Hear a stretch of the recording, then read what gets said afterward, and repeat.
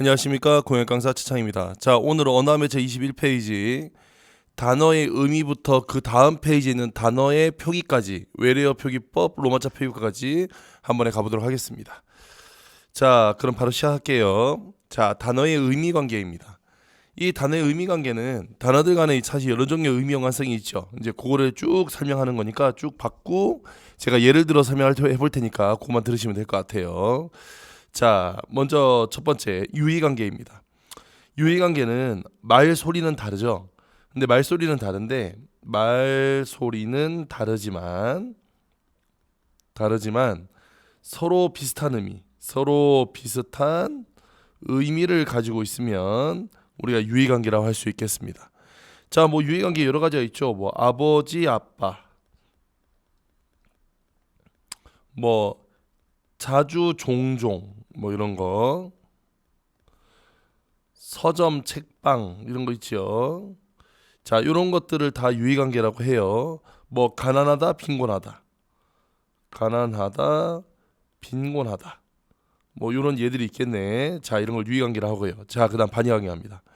반의관계는 좀 복잡해요. 이게 사실은 여기서 이제 가장 많이 시험에 나오는 건 이 반의관계 파트라고 보시면 됩니다. 자, 일단 반의관계는 당연히 서로 대립되거나 반대되는 의미를 가진 단어 관계를 우리는 반의 관계라고 해요. 그래서 반의어라고 하는데, 자, 일단은 이 반의어가 되려면 반드시 필요한 게 있습니다. 뭐가 필요하냐면, 자, 첫 번째 조건. 일단 이 반의 관계가 성립하려면 한 쌍의 말 사이에 공통되는 의미 요소, 공통되는 의미 요소가 있으면서, 자, 중요한 건 이거, 동시에 한 개의 의미 요소가 달라야 돼요. 의미 요소가 달라야 됩니다. 자, 예를 들어서, 자, 제가 예를 한번 들어볼게요. 예를 들어서 할머니의 반대말은 당연히 할아버지가 돼야 돼. 그죠? 그러면 지금 여기서는 서로 반대 관계가 됩니다. 왜 반대 관계가 되냐면 나이가 가족 중에서 가장 나이가 많은 사람이라는 공통된 의미 요소가 있으면서 성별에서의 차이가 나요. 성별. 딱 성별 하나만 다른 거야. 이어서 의미 요소 성별 하나만 다른 거예요. 무슨 말인지 됐죠? 자, 그런데 예를 들어서 할머니와 손자는 서로 반의 관계가 이루어질 수 없어요. 왜냐하면 지금 이 관계의 경우엔 성별도 다르고 나이도 다르기 때문에 의미 요소가 두 개나 다릅니다. 그런 경우는 이 두 개가 반의 관계 되지 않는다. 그래서 반의 관계는 지금 나온 저 의미자질이 하나만 달라야 됩니다. 자, 그다음 두 번째 할게요. 두 번째, 문맥에 따라 한 단어가 여러 개의 단어와 반의 관계를 형성할 수 있어요. 반의 관계를 형성합니다. 문맥에 따라서. 자, 예를 들어서 서다라는 말이 있다고 칠게요. 여기는 이 서다라는 말을 예를 들어서 제자리에 서다면 그 서다가 앉다라고 반대가 말이 될 수 있어. 서다, 앉다. 이해됐죠? 근데 또 생각해 보면 가다라는 말하고도 반대가 될 수 있어요. 뭐 기차나 차 이런 거, 운송수단. 이해됐죠? 그 다음에 여기는 이 서다가 칼날이 날카롭게 서 있다가 되면 무디다 하고 반대말이 될 수 있습니다. 그래서 맥락에 따라서 반의 관계가 여러 개랑 형성될 수 있다. 요거 잘 기억하셔야 되겠어요. 자, 그럼 반의어의 종류 한번 가보겠습니다. 자, 반의어의 종류는 크게 세 가지가 있어요. 상보 반의어, 등급 반의어, 방향 반의어입니다. 여기서 상보 반의어는 모순 관계에 있는 거예요. 즉 다시 말하면 상호 배타적인 관계를 이룰 때 우리는 상보 반의어라고 합니다. 예를 들어서 살다와 죽다는 서로 반대말인데 여기서 지금 상호 배타적인 관계가 되죠. 중간항은 존재하지 않으니까. 중간항은. 그 다음에 남자와 여자도 마찬가지예요. 남자 아니면 여자니까 중간항은 존재하지 않습니다. 그에 비해서 등급반이어는 뭐냐면 정도나 등급에 따라 등급에 따라 반의 관계가 되는 거예요. 자, 예를 들어서 길다와 짧다가 있죠. 크다와 작다가 있습니다. 그럼 여기는 이 둘의 차이는 뭐냐면 얘는 그 사이에 중간항이 존재하지 않는다면 얘는 그 사이에 중간항이 존재한다는 거예요. 무슨 말이냐면 큰 것도 아니고 작은 것도 아닌, 긴 것도 아니고 짧은 것도 아닌 관계가 가능하다 이거예요. 무슨 말인지 이해됐죠? 자, 그 다음에 마지막으로 방향반야는 방향상 대립관계를 이야기하는 거예요. 자, 방향상 대립관계라는 건 이런 거죠. 위, 아래 이런 거. 아니면 가다와 오다 이런 거. 그렇죠? 이런 걸 방향반야라고 합니다. 자, 그래서 이렇게 세 가지로 나누어져 있다. 특히나 이 상보반야하고 등급반야 구분하는 거 자주 나오니까 상보반야와 등급반야는 여러분이 잘 구분하셔야 될 것 같아요. 아까도 말씀드렸지만 여기는 이 사이에 중간항이 존재하냐 존재하지 않느냐로 연결되니까 그렇게 보시면 되겠습니다. 자, 그 다음에 상하관계 한번 가볼게.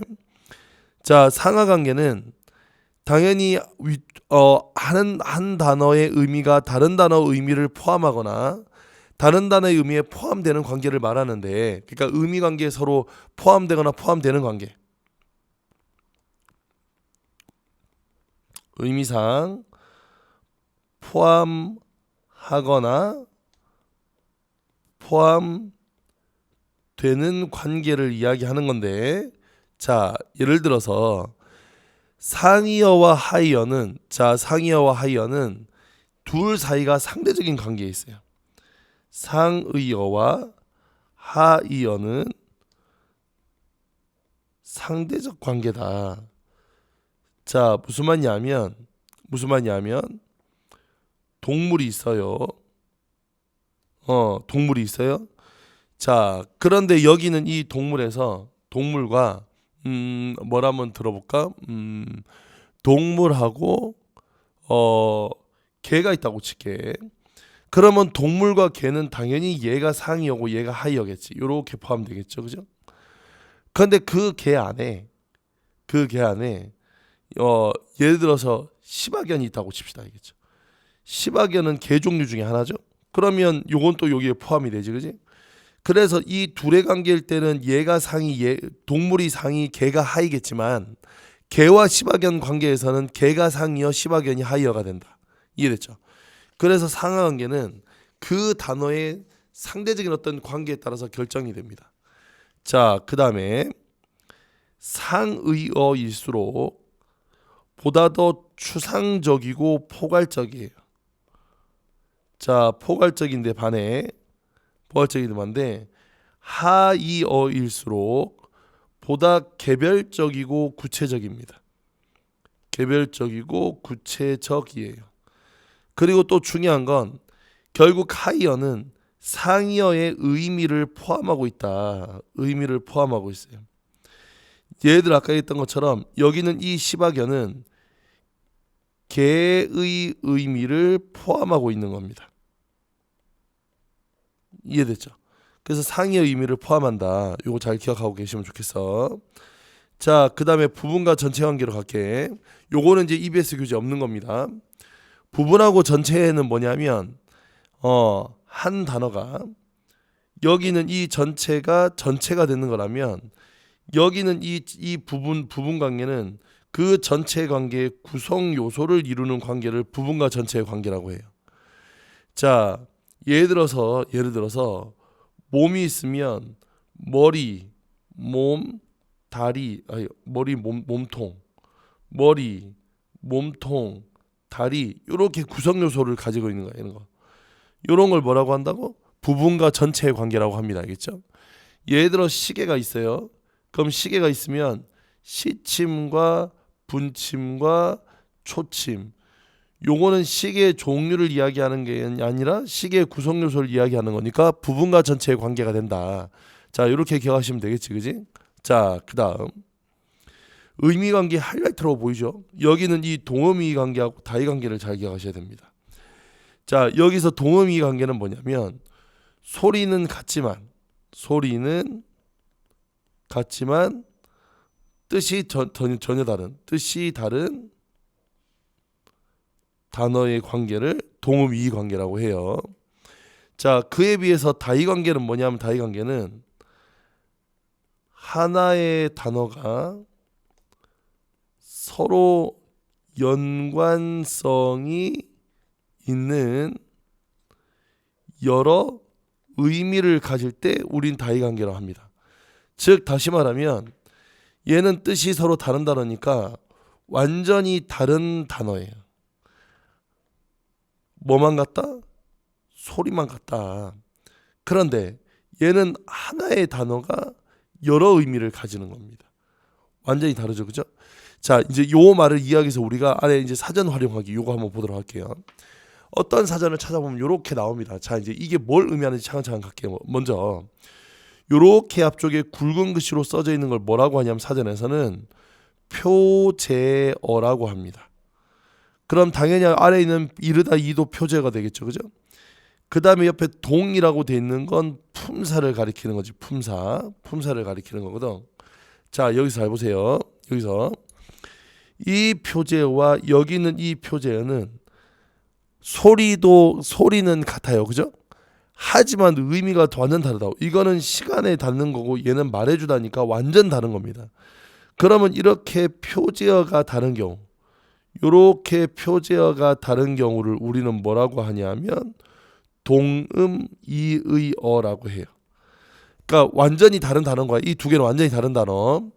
자, 그 다음 아래로 내려와서 여기 보면 땡땡에 땡땡을 고 있는데 얘는 필수 성분을 알려주는 겁니다. 자, 그런데 잘 들어봐. 그러면 이르다 앞에 뭐뭐에가 와야 돼. 뭐뭐에 이르다 이렇게 돼야 돼. 근데 반드시 뭐는 있어야 돼. 문장에 주어는 있어야 되기 때문에 지금 이와 같은 건 필수 성분을 뭘 필요로 하냐면 필수 부사어를 필요로 하고 있고, 그래서 주어와 함께 붙이면 두 자리 서술어가 된다. 자, 그에 비해서 땡땡땡을 땡땡땡 고의 경우엔 얘는 목적어와 부사어를 필요로 해요. 주어는 당연히 있을 테니까 이거 몇 자리가 된다? 세 자리가 된다. 자, 다 익혔죠. 자, 그 다음 또 하나 더. 요렇게 1번, 2번 뜻, 1번, 2번 뜻 이렇게 있는데 이렇게 1번, 2번 뜻, 1번, 2번 뜻을 각각 다이어 관계라고 해요. 즉 한 단어 아래에 두 개, 한 단어 아래에 두 개이기 때문에 반드시 의미의 연관성을 띱니다. 자, 다 됐나요? 그래서 여기는 이 사전은 이렇게 읽어주셔야 되겠어요. 이렇게. 그래서 이거 지금 동음 이의관계하고 다의관계를 한 번에 다 보여주고 있는 것이다. 다 됐습니까? 그 다음에 제가 21페이지고 하단에 있는 단어의 의미 변화는 지금 여기서 다루지 않겠습니다. 왜냐하면 단어의 의미 변화는 결국 뒤에 중세고 가서 배울 거거든요. 중세고 가서 배울 거니까 굳이 여기서 다룰 필요가 없을 것 같고 제가 중세고 가서 좀 더 자세히 설명해 드리도록 하겠습니다. 자, 그럼 22페이지 다음 페이지 넘겨서 다음 페이지. 단어의 표기, 그 중에서 외래어 표기법과 국어의 로마자 표기법입니다.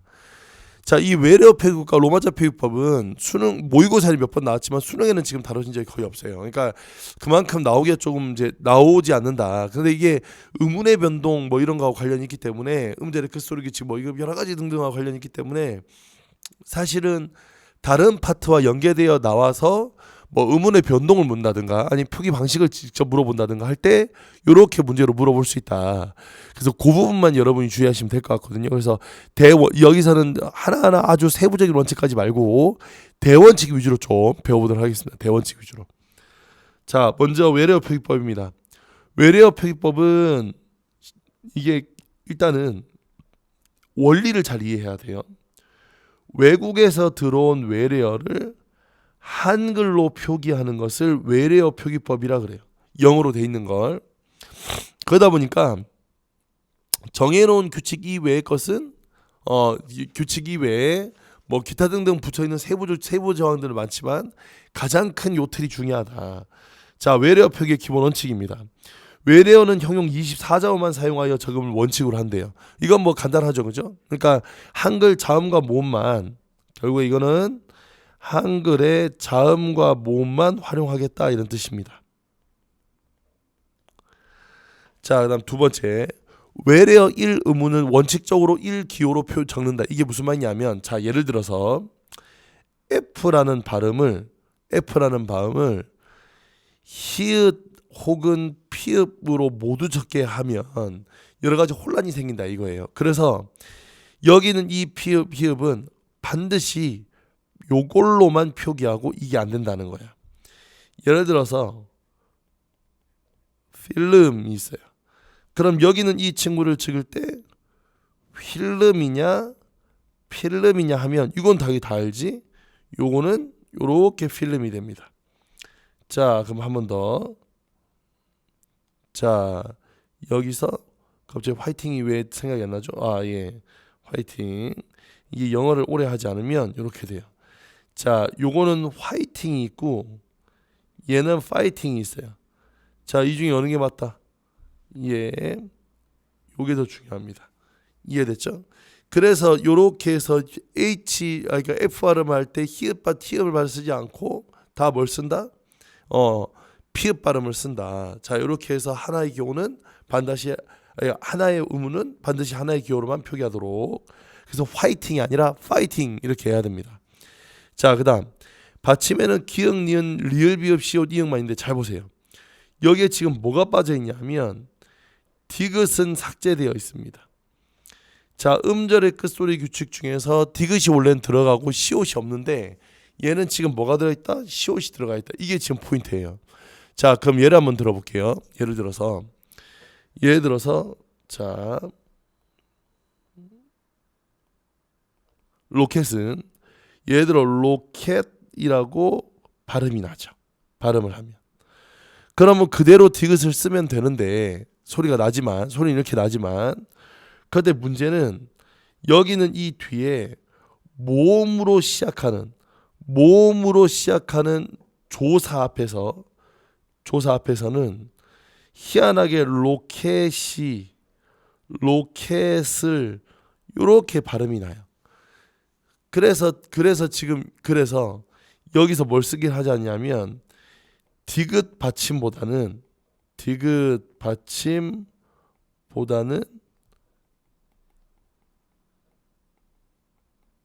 시옷 받침으로 대체해서 사용한다.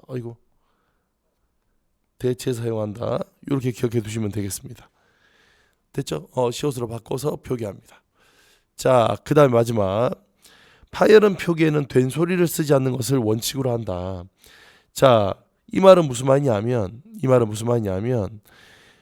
원래 이제 그 예사소리로 되어 있는 건 예사소리로 표기하는데 이런 거 있죠. 버스.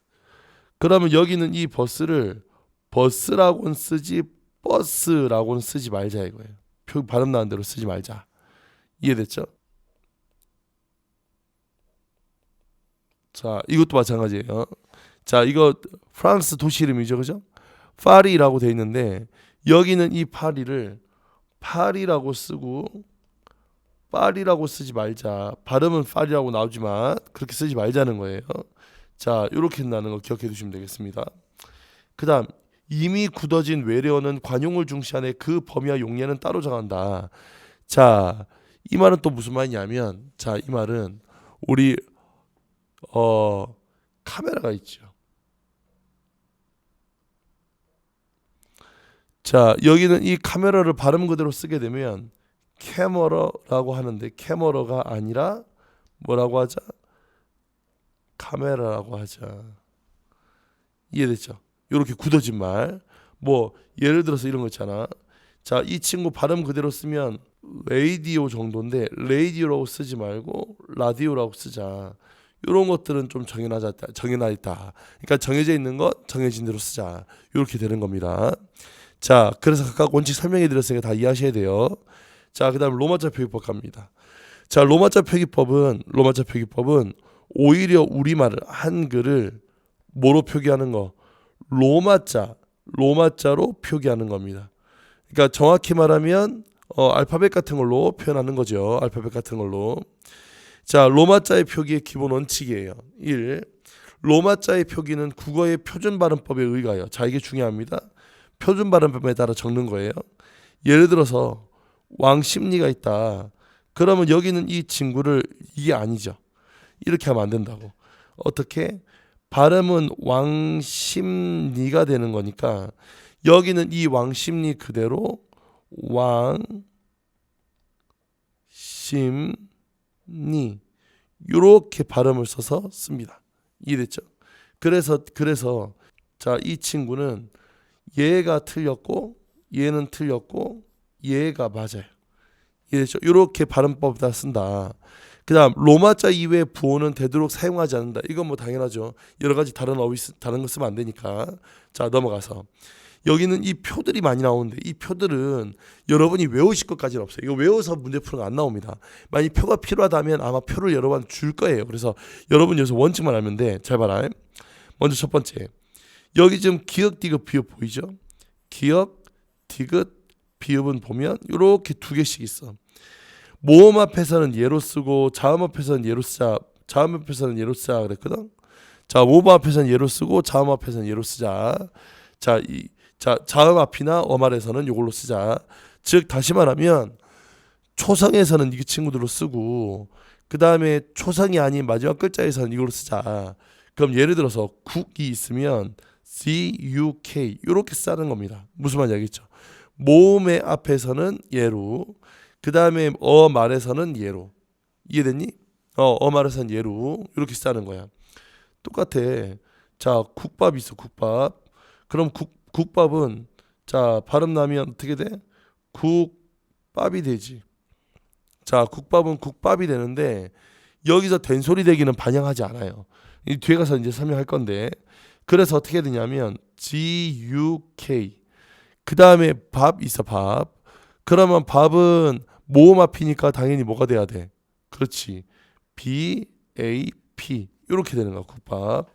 그래서 이렇게 자음 앞이나 모음 앞에서 각각 다르게 적는다. 외워두셔야 되고요. 그다음에 리을은 모음 앞에서 R, 그다음에 자음 앞이나 어말에서는 L로 적되 리을은 LL로 적는다. 예를 들어서 신라가 있어요. 여기는 이 친구가 신라가 됐습니다. 그러니까 원래는 지금 여기는 이 R이 이렇게 돼야 되는데 그게 아니라 얘는 어떻게 한다? 신라 이렇게 표현한다는 거야. 이해됐죠? 이렇게 써준다는 겁니다. 다 됐죠? 그래서 이렇게 어말 앞에서 그다음에 어말에서 그다음에 모음 앞에서 자음 앞에서 이거 잘 따지셔야 됩니다. 자, 그다음에 단모음의 로마자 표기는 이렇게 되고요. 그다음에 이중로모의 로마자 표기는 이렇게 됩니다. 자, 음음 변형의 로마자 표기예요. 이거 잘 외우셔야 됩니다. 음음 변화가 일어날 때는 음운의 변화의 결과에 따라 적습니다. 즉 다시 말하면 비음화, 유음화, 국외음화, 유음화, 국외음화 등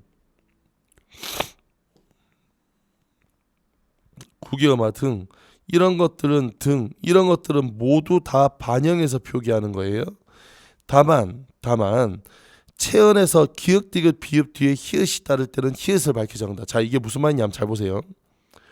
자, 기역, 디귿, 비읍 뒤에 히읗이 따르는 경우에요.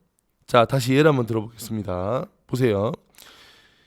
예를 들어 기역, 디귿, 비읍 때 히읗이 오는데 그게 체언이 아닌 경우, 예를 들어서 잡혀의 경우엔 체언이 아니죠. 이건 동사잖아. 그럼 얘는 그냥 있는 그대로 이렇게 잡혀 그냥 여기는 이 그대로 잡혀 이렇게 써주면 돼요. 이렇게 그냥 써주면 됩니다. 알겠죠? 그런데 묵호는 동네 이름이에요. 동네 이름은 명사 즉 체언이죠. 그럼 여기는 이 체언은 금방 했던 것처럼 묵호라고 쓰면 안 됩니다. 어떻게? 묵 그대로 쓰고 호 그대로 쓰고 H를 그대로 살려줘야 돼요. 이해됐습니까? 그래서 지금 얘는 보시면 히읗이 있어요. 보이죠? 그래서 얘는 요렇게 써야 되지만 이 친구는 히읗이 있는 채로 써야 된다. 자, 다 됐니? 다 됐어? 그러니까 봐라. 그럼 여기는 이 집현전을 써라. 그러면 집이지. 그 다음에 H를 그대로 살려서 집편 요렇게 가야 되는 거야. 이해됐어? 그래서 요렇게 H를 그대로 살려서 쓰는 게 중요하다. 자, 집편이 아니라 집현 이렇게. 자, 그 다음 된소리 대기는 반영하지 않습니다. 예를 들어서 울산이란 도시가 있어요. 발음은 울산이 나지, 그지? 자, ULSSAN 안 되죠. ULSAN 이렇게 되는 거예요. 된소리 대기는 표기에 반영하지 않습니다. 발음상 혼돈이 있을 때는 음절 사이에 붙임표를 쓸 수 있다. 예를 들어 중앙이랬다는 말 있으면 중앙은 요렇게 돼요. 그럼 문제가 뭐가 생기냐면 중앙 이렇게 돼석이 되지만 준강 이렇게 돼석이 되지, 그지?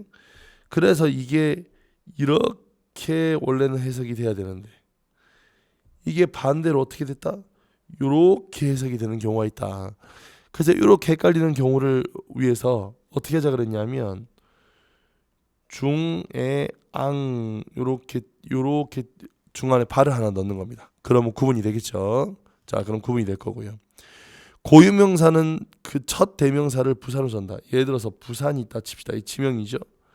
그러면 여기를 그냥 부산 이렇게 쓰지 마시고 어떻게 부산 이렇게 해서 고르는 거겠지, 그지? 이렇게 쓰는 거겠죠. 그래서 각각 되는 예외도 잘 기억하셔야 되고 어차피 이 파트는 뒤에 가서 문제 나올 때 보기를 항상 줄 거기 때문에 너무 쪼실 필요는 없고요. 쪼실 필요는 없고 이런 원리들만 여러분이 좀 기억해 두시면 되겠습니다. 자, 좀 길었는데요. 이건 이것으로 마치겠고요. 전 다음 시간에 또 다른 걸로 찾아뵙도록 하겠습니다. 그때까지 열심히 공부하시고 다음 시간에 다시 뵐게요.